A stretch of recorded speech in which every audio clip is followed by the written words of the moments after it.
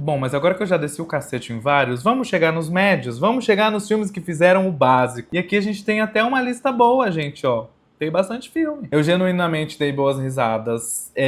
A Ingrid Guimarães faz um sotaque goiano absurdo, absurdo. Parabéns por isso. Eu rachava toda vez que ela falava, ai, que bagunça. Mas ele cai naquele problema do filme de cinema, né? Do filme Globo brasileiro, que é enrolar demais e querer que toda a história sempre tenha uma mensagem linda sobre união e família no final. E acaba que o plot desse filme, ele meio que é irrelevante. Tipo, elas vão fugir atrás da mãe delas que desapareceu.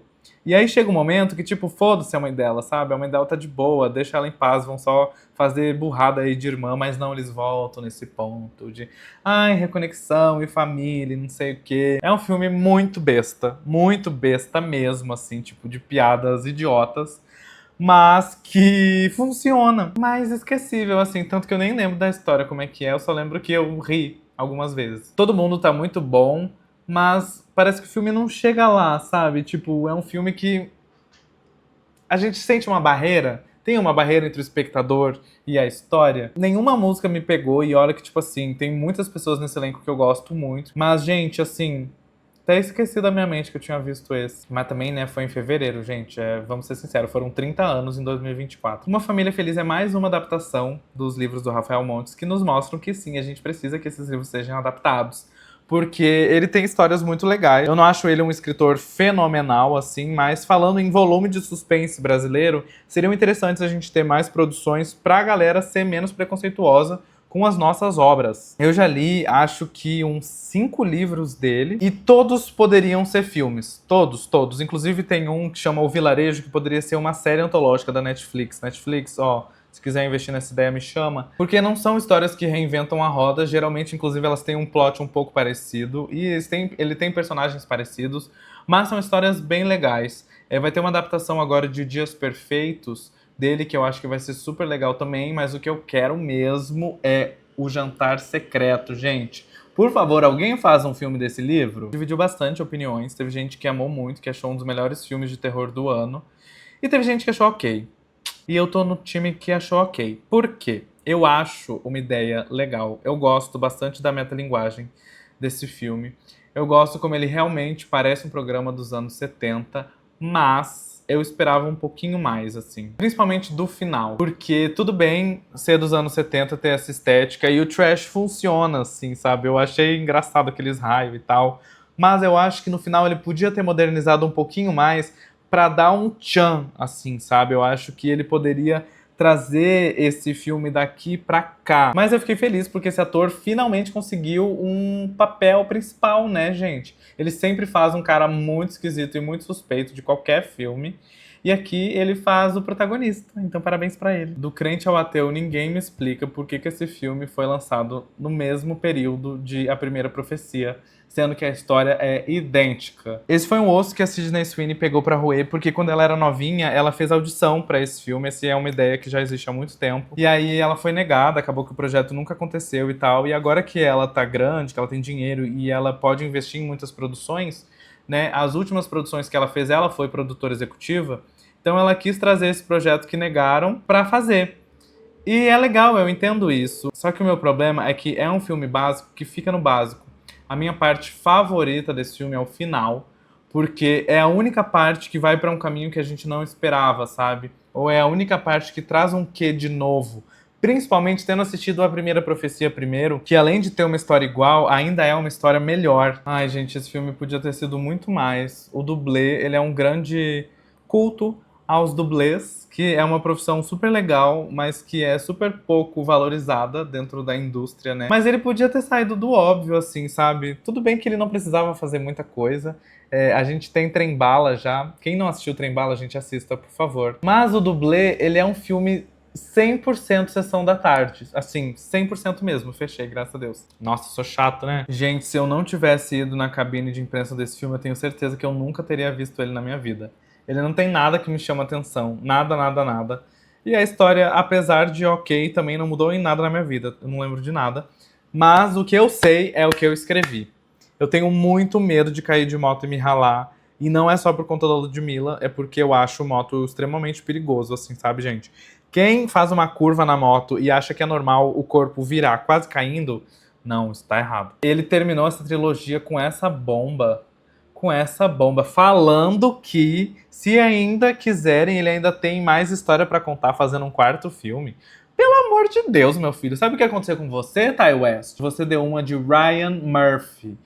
Fez um conceito muito bom, uma história que parecia ser muito boa, vendeu isso muito bem no seu trailer, mas fez uma história tosca, com um final corridíssimo e extremamente óbvio. Fiquei muito chateado, e outra coisa também que me tirou do sério durante o filme inteiro é como a Maxine não é a Maxine de X. Ela não é a mesma pessoa, tipo, a personalidade mudou completamente. A Maxine é uma louca. Se teve um filme que me surpreendeu esse ano foi Twisters, tá? Eu fui esperando uma bomba muito radioativa, um filme muito, muito ruim. E na verdade, ele foi super divertido e tem uma fotografia muito boa. Eu acho que um grande ponto positivaço desse filme é que tem muito efeito prático nele. Eles recriaram um tornado, assim, realmente lá dentro do set. E tem uma cena no final que tem uma inundação na cidade e tal, e isso realmente aconteceu. Então é um filme catastrófico, assim, que te faz emergir bastante nessa história, porque tudo parece ser muito real, porque de fato era, né? E é super divertido. É excessivamente longo, é um clássico filme de pai, onde tem frases extremamente clichês. Os protagonistas se complementam pra mostrar que eles estão conectados. E tem o Glenn Powell, né, gente? Que se tem ele no meio, sabe que vai ter uma farofada, mas aqui ele tá bem legal. Importante dizer que eu fui assistir assim que acaba com todos os pés atrás do mundo, porque não tem uma coisa que me chame a atenção nesse filme. É totalmente não o meu estilo de filme. Não gosto de romance, não gosto de coisa clichê, não gosto da Blake Lively. Mas eu falei, Bruno, abra seu coração. Você pode conhecer essas coisas. Tudo bem ver filme ruim às vezes. É um filme bem assim de menininha ou de adolescente, fã de Taylor Swift. Inclusive toca uma música inteira da Taylor Swift. Eu quase tive que sair do cinema porque eu não aguentava mais. Mas, depois de todo o bafafá, queria deixar registrado aqui, gente, que eu acho que deveria ser ilegal.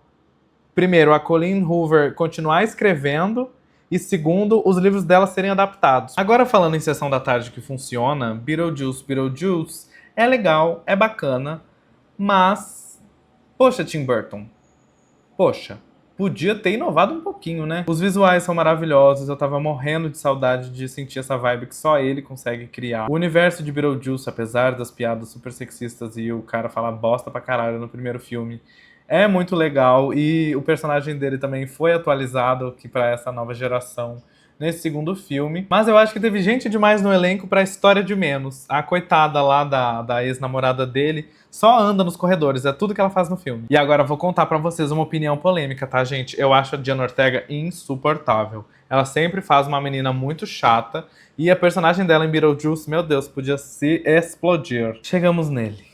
O filme dito por muitos como o pior do ano e que eu vim aqui defender porque, gente, tem que ser muito sem noção pra falar que esse filme é ruim. Ele pode ter sido decepcionante, ele pode não ter sido tão bom quanto o primeiro, ele pode ter sido um musical que tenta não ser um musical, mas ele é muito bem feito. A fotografia continua excepcional, a construção de personagem continua excepcional, as entrelinhas de dentro desse enredo também continuam muito boas, só que o problema é que ele é um grande tapa na nossa cara. Você provavelmente sabe, né, que o Joker, ele virou, tipo, um deus dos Red Pill, e o Todd Phillips, que é o diretor, odeia isso. Ele odeia o que o filme dele se tornou. Porque a grande ideia de Joker sempre foi mostrar como que o Arthur Fleck é um Zé Ninguém, como o Joker é uma coisa muito ruim, muito absurda, ele é um fruto do meio, mas que o problema está no meio, que a ideia dele não é mostrar essa história para endeusar o Coringa, mas sim para mostrar o quanto a sociedade pode corromper uma pessoa e o quanto uma pessoa pode chegar no limite por conta do que ela vive e de como ela vive. E quando anunciaram a sequência, eu fiquei completamente pasmo, porque eu tinha certeza que ele nunca faria isso. E realmente, ele nunca faria isso. A Warner pressionou ele pra fazer essa sequência por conta do sucesso, né?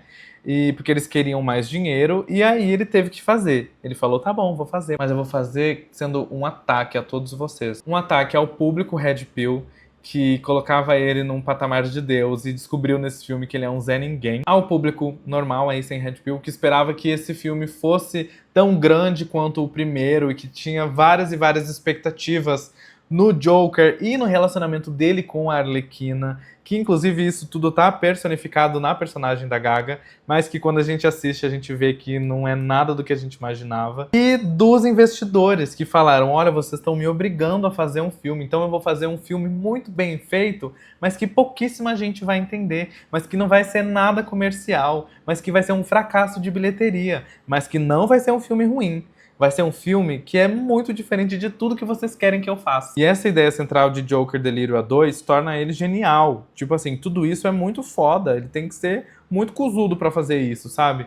Só que, infelizmente, estamos falando de um filme. O filme tem que se pagar, o filme tem que ir na bilheteria. E o filme deve ser apreciado enquanto uma obra. E isso não consegue acontecer aqui nesse filme. Ele parece desconexo. Tudo isso é proposital. Mas aí a ideia dele funciona muito bem. A gente olhar o filme nessa perspectiva que eu trouxe funciona muito. Mas olhar enquanto um produto de entretenimento não rola.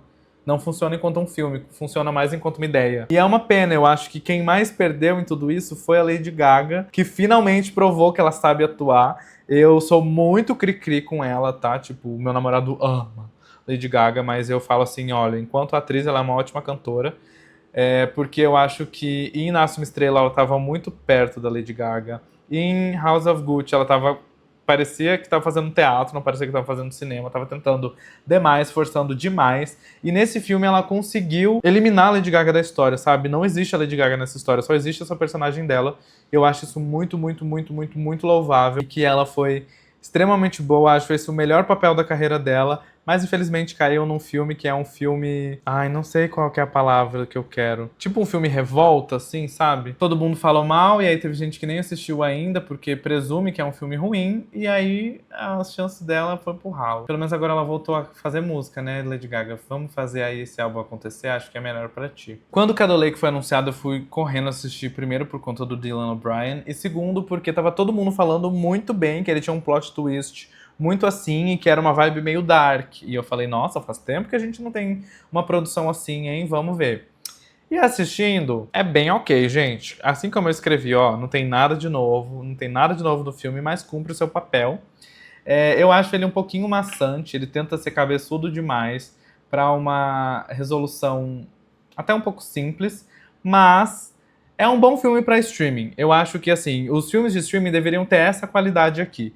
Que não é uma coisa muito astronômica, não é uma coisa muito fora da curva, mas que é uma coisa bem feita, pelo menos. Nossa, gente, me xingaram tanto na internet quando eu falei que Gladiador 2 era básico. E bato nos peitos pra falar, gente, é básico mesmo. Parece um grande novelão da Record em 4K. Tipo assim, o visual é lindo, a viagem pra Roma Antiga tá lá, só que a história é muito ruim. Todos os atores estão ruins nesse filme, gente. Aí falaram, mas o Denzel Washington arrasou e não sei o que. Gente, não foi difícil. Não foi difícil porque todos os personagens eram extremamente rasos. O personagem do Paul Mescal, tipo assim, caguei pra ele, só gostei de ver ele sem camisa. Mas não chega aos pés do primeiro, não tem a profundidade da história e aquela coisa épica, assim, sabe? Todos os combates acabam extremamente rápido, as resoluções são muito rápidas e... não. E falando de mais filmes desnecessários, chegamos em Moana 2, que na verdade era pra ser uma série, mas a Disney falou, gente, a gente tá precisando de grana, hein? Vamos lançar no cinema que vai bombar. Realmente bombou, mas cagou a história da franquia, assim. Eu acho que seria muito mais interessante explorar essa história em uma série mesmo, até porque o filme acaba meio assim. E é uma grande reciclagem da história do primeiro filme. A construção é exatamente a mesma, mas é divertido. Só o que fode pra mim é que não tem música boa. Não achei, assim, que nenhuma chega no chinelo de uma música do Moana 1. Falamos dos basicões, agora vamos falar de quem deu uma inovadinha. Quem saiu do básico entregou algo a mais. Tivemos 12 filmes que fizeram isso. Pra quem conhece filme de terror, sabe que 13,5 é uma nota altíssima, altíssima. Então, When Evil Lurks é, tipo assim, um dos melhores filmes de terror do ano. Eu achei genial a ideia que eles tiveram, principalmente sobre o mal em si. É um filme nojento, é um filme gráfico, é um filme impactante. É um filme que tem um personagem principal que causa muitas emoções, principalmente raiva, mas infelizmente é um montante que perde a força no final, porque ele tem ideias muito boas, ele coloca todas elas lá e ele não sabe muito bem pra onde ir com elas. Ele tem um ritmo talvez um pouco diferente do que a gente esteja acostumado e eu acho isso muito bom. Eu gosto de filmes que têm ritmos diferentes que tiram a gente da mesmice, gente. Vocês não podem pré-julgar um filme com 5 minutos, não dá pra fazer isso. Vocês têm que ver no mínimo uns 20 minutos pra realmente ver se não tem como, porque às vezes a gente precisa adentrar na atmosfera, a gente precisa comprar a proposta, comprar a ideia desse filme. E o final desse filme é show de bola. A galera fica muito irritada quando o final é um final real, assim, um final que tipo, realmente uma pessoa faria isso, porque as pessoas são um lixo. Aqui chegamos em filme de cinéfilo, gente. Dias Perfeitos foi indicado ao Oscar, não levou o melhor filme internacional, mas os cults amam. Eu achei ele ok, assim, eu dei 13,5, mais porque é um filme que nada acontece, é um filme muito cotidiano, gente. Esse cara, ele limpa banheiros. E o filme é sobre ele limpando banheiros e vivendo a vida simples dele. E eu dei 13,5 porque mesmo não acontecendo nada, eu não fiquei extremamente entediado, assim, eu assisti o filme de boa, sabe? Ele tem uma fotografia bem bonita e ele explora uns banheiros bem diferentões que tem lá no Japão, eles têm uns banheiros conceituais, é bem bonito. Mas não acontece muito aqui coisa. Fica mais na contemplação e reflexão. Acho que é um filme bem nichado mesmo pra quem gosta de filme cult. Pra mim esse é o melhor terror de jumpscare que existe na história, tá? Quem não viu REC ainda, por favor, assista. E digo mais, tá? Conheçam o cinema espanhol. Principalmente quem curte terror, quem curte suspense, quem curte plot twist. O cinema espanhol faz muito filme foda. Falaram que os outros Recs não são tão bons, eu só assisti o primeiro e foi, assim, sensacional e tô de boa assistindo só ele, tá? Uma das minhas missões de vida é fazer esse filme acontecer, gente. As pessoas precisam conhecer Medusa Deluxe. Medusa Deluxe é um filme que é inteiramente gravado em plano de sequência, gente, do início ao fim. Vocês têm noção do quão difícil é isso? Pra quem não sabe, plano de sequência é quando não tem corte em uma gravação.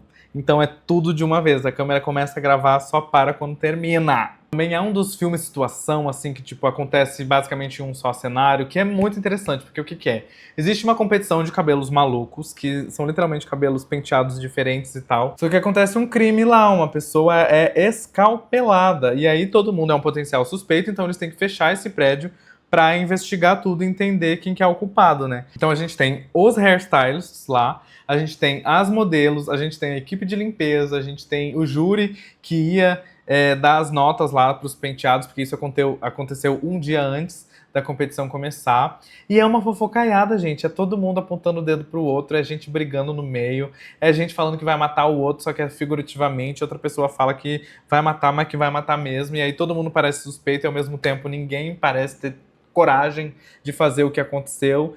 Ai, é muito bom. Outro motivo de eu não ter gostado de Love Lies Bleeding foi ter visto esse filme aqui. É da mesma diretora e esse filme é muito bom. Ele tem um pouquinho da vibe de Herege, a questão de fé, limites da fé, o que você faria pelo que você acredita. Só que ele leva isso para um lado mais tipo de repressão. Pelo que eu entendi da história, a protagonista ela se interessa por mulheres e por ser muito religiosa, ela acha que isso é um pecado, então ela tá constantemente se punindo. E ela é enfermeira, daí ela vai cuidar de uma paciente terminal que tá nos últimos meses de vida e decide, tipo, viver sem pensar no amanhã, porque foda-se, ela vai morrer, sabe? E aí ter essa pessoa com essa postura, fazendo coisas que pra ela são muito errados, mas que ela internamente tem muita vontade de fazer, libera um monstro muito grande dentro dela. Saint Maud é um filme de terror psicológico, assim, ele tem um final aberto, é bem chocante, não é todo mundo que vai gostar, mas se tu se interessou minimamente pelo que eu contei, eu acho que vale muito a pena assistir. Olha, gente, alguém tem que segurar os Nepo Baby, viu? Se tirassem o último terço desse filme, ele seria ótimo, ótimo. Mas a história conseguiu se cagar inteira, inteira. Toda a tensão que foi construída. Gente, o início desse filme é muito bom. Eu comecei pensando assim, nossa, esse é um dos meus novos filmes favoritos. Ele é muito diferente, ele é muito inovador. E aí do nada entra um negócio de folclore no meio, aí já fica meio... E aí no final, pastelão, sem condições. Mas eu recomendo assistir, principalmente pelo início. Ele tem uma ideia muito boa e é interessante de assistir até descobrir o que é. Faz o seguinte, assiste assim, assiste metade do filme. Quando eles descobrem do que é e quando chegam no lago, para de ver. Pronto. Tá aí um filme mostrando que comédia romântica pode ser além do Sessão da Tarde. Existe um outro filme também chamado Palm Springs, que é maravilhoso, e eu acho que Hitman vai mais pra esse lado de Palm Springs. Hitman é Assassino por Acaso, o nome em português. E, nossa, eu assisti completamente obrigado esse filme e, surpreendentemente, eu me diverti muito. Eu achei muito legal. Eu achei uma história muito bem balanceada, assim. Ele tem as partes românticas com partes engraçadas. Tem um pouquinho de ação, mas não tanto. E tem um hot ok. Eu não gosto muito de filme hot. Eu acho todos apelativos e, tipo, acho ruim. Mas esse é legal. Eu não sei como, mas eu me diverti. Gente, eu nunca tinha assistido 500 Dias com Ela, vocês acreditam? Nossa, eu gostei muito desse filme. Eu sou muito fã de filmes de romance onde o casal não fica junto, sabe? Eu acho isso uma resolução bem legal e eu gosto de filmes que têm a coragem de fazer isso, de quebrar essa expectativa. E eu não lembro tanto assim da história desse filme, mas eu lembro muito dessa lapada que ela deu nele no banco da praça. Ela falou uma frase. Nossa, eu nunca vou esquecer. Eu não vou falar porque eu sei que tem gente que ainda não viu esse filme. E quando vocês verem, vocês vão sentir esse mesmo tapa no ouvido que eu senti. É isso. Gente, o que que aconteceu com o Almodóvar, hein?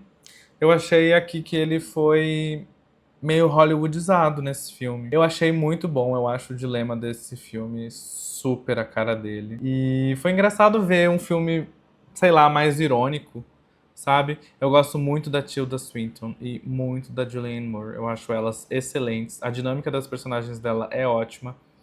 Mas eu esperava um pouquinho mais desse filme. Eu esperava que ele fosse um pouquinho mais profundo, sabe? Eu acho que ele trouxe um dilema. Essa frase aqui é maravilhosa. Há várias formas de viver uma tragédia. E abre o leque pra gente pensar em muitas e muitas coisas. Mas ele deixa meio a gente só pensando, sabe? Ele não se aprofunda em uma questão realmente complexa. A animação bonitinha, tema super relevante para essa geração. E o melhor de tudo foi isso que eu escrevi aqui. Ai, é o contrário, foi isso que eu escrevi aqui.